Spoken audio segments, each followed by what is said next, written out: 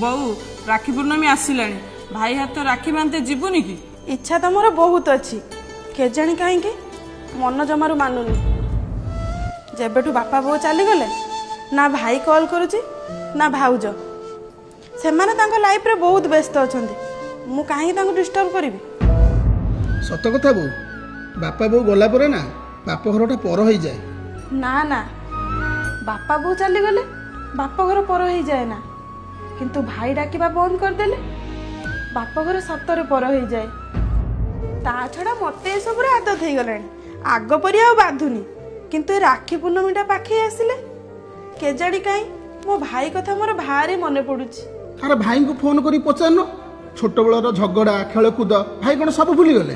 ପଚାରିଥିଲି, ଭାଇ ତା ଲାଇଫର ଟେନସନ କଥା କହି ମୋ କଥାକୁ ଆଡ଼େଇ ଦେଲା। ଆଉ ତା ଛଡ଼ା ସବୁ କଥାକୁ ଭୁଲିକି ଯଦି ଭାଇ ହାତରେ ରାକ୍ଷୀ ବାନ୍ଧିବାକୁ ଗଲି, ଭାଉଜଙ୍କୁ ଲାଗୁଛି ମୁଁ ମୋ ଭାଇକି ଲୁଟିବାକୁ ଯାଉଛି। ସେଥିପାଇଁ ମନରେ ହଜାରେ ଭଲ ପାଇବା ଥିଲେ ବି ମୋ ଭାଇକୁ ଏଥର ରାକ୍ଷୀ ବାନ୍ଧିବାକୁ ଯିବିନି। କିନ୍ତୁ ତୋ ଭାଇ ତ ତୋ ପାଖକୁ ରାକ୍ଷୀ ବାନ୍ଧିବାକୁ ଆସିପାରିବ ନା। ଭଉଣୀ ଥାଉ ଥାଉ ଏ ହାତଟା ଖାଲି ପଡ଼ିବ। ସତରେ କ'ଣ ଏତେ ପର ହେଇଗଲି ମୁଁ? ଭାଇ সোনার পাগণি ক্ষীর সরল